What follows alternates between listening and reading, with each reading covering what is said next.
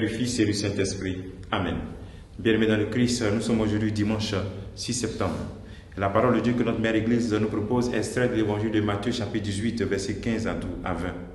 En ce temps-là, Jésus disait à ses disciples, « Si ton frère a commis un péché contre toi, va lui faire des reproches, seul à seul. S'il t'écoute, tu as gagné ton frère.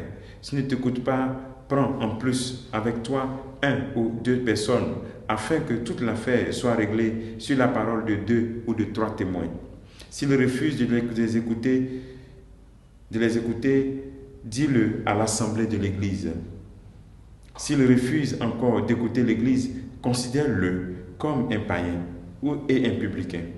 Amen, je vous le dis, tout ce que vous aurez lié sur la terre sera lié dans le ciel, et tout ce que vous aurez délié sur la terre sera délié dans le ciel.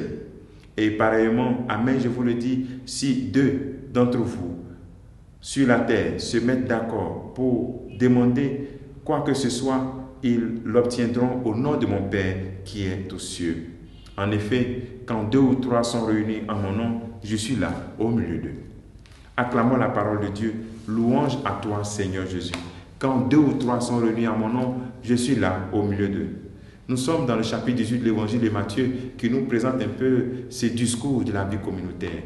Pour pouvoir vivre vraiment cette vie communautaire, il faut vraiment chercher à sauver cette vie, quelles que soient les difficultés. Il nous montre les étapes pour ce qu'on appelle la correction fraternelle. Quand ton frère fait quelque chose contre toi, souvent les gens demandent, mais je suis en parlant avec ma soeur, mais bon, je ne sais pas ce qu'il faut faire. Voilà, voici les étapes qu'il faut faire. C'est-à-dire tout faire pour sauver, pour se réconcilier. Première des choses, dis à la personne ce qu'elle t'a fait, qui t'a fait mal. En fait, l'aveu, c'est vraiment essentiel. Souvent, on dit, bon, je pardonne. Souvent, on dit, bon, je laisse pour moi à Dieu. Non, ce n'est pas bon. Il faut dire à la personne ce qu'elle t'a fait comme offense. Mais ce n'est pas dans l'objectif de mettre de l'huile sur le feu, mais tout simplement dans l'objectif de vous réconcilier. Parce que quand on ne dit pas ce que l'autre nous a fait comme offense, il n'y a pas encore pas de réconciliation. Donc, on raconte l'autre seul à seul pour lui parler. Deuxième étape, quand la personne refuse, on s'en prend quelqu'un, 1 ou 2 témoins, pour dire, ah, il faut dire à ma soeur là, voilà ce qu'elle m'a fait, ça m'a fait mal. Ou voilà ce que je lui ai fait, ça lui a fait du mal, je demande pardon. Maintenant, si la personne refuse, tu vas voir maintenant son responsable de communauté, c'est-à-dire dans l'église, le responsable. Si la personne est catholique, tu prends un responsable de l'église, un prêtre ou bien une soeur. Si elle n'est pas catholique, peut-être elle peut aller voir son pasteur. Si elle est musulman, c'est de voir aussi peut-être un imam parler avec cela. C'est-à-dire, le Seigneur veut nous montrer que nous devons tout faire pour sauver la vie communautaire. Et si la personne refuse la démarche communautaire maintenant, laisse-la. Considère-la comme un païen. C'est ce qu'il faut faire. Et c'est ce que le Seigneur demande. Et pourquoi il faut le faire cela? Parce que le Seigneur se fait présent quand nous sommes réunis en son nom. Qu'est-ce que le Seigneur veut dire? Quand 2 ou 3 sont réunis en mon nom, je suis présent. Quand on est réunis au nom de Dieu, c'est que nous nous entendons. C'est que nous avons une union de cœur. C'est de ça que je parle. Il ne s'agit pas en réalité d'une présence physique. Quand on est 2 ou bien 3, ça veut dire que Dieu est présent. Non. Quand il y a l'union de cœur, la présence de Dieu est rapide et efficace. C'est-à-dire que quand il y a une réconciliation dans notre assemblée. Mais quand on est assemblé et qu'on ne se parle pas, il y a un problème. Et donc ça fait que Dieu ne se fait pas présent. Mais plutôt quand on est vraiment en cœur uni, Dieu se fait rapidement présent. Dans la communauté, les problèmes ne peuvent jamais manquer.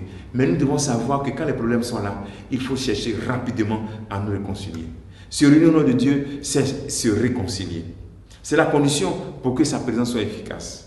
Et au Seigneur nous donne aussi autorité pour pouvoir lier, pour pouvoir réconcilier, pour pouvoir nous lier dans le Seigneur. Voici encore l'autorité qu'il nous donne vraiment ce pouvoir. L'action qu'il te demande en ce jour, c'est de trouver quelqu'un qui t'a fait un tort et aller rencontrer la personne et puis lui demander pardon. C'est simple, rencontrer une personne et se réconcilier. Poser un acte de réconciliation. Action du jour, acte de réconciliation. Ne remets pas ça demain, aujourd'hui. Si la personne n'est pas là, il faut l'appeler. Envoie un message, un acte de réconciliation en ce jour pour que nous puissions démontrer que nous sommes vraiment des enfants de Dieu. Que le Seigneur te bénisse en ce jour, qu'il bénisse tous et qu'il nous donne de ne jamais nous fatiguer quand il s'agit de retrouver notre frère, de nous réconcilier. Parce que Dieu a payé le prix de la mort de son Fils pour nous réconcilier avec lui. Que le Seigneur te bénisse et que nous bénissons tous en ce jour au nom du Père et du Fils et du Saint-Esprit. Amen.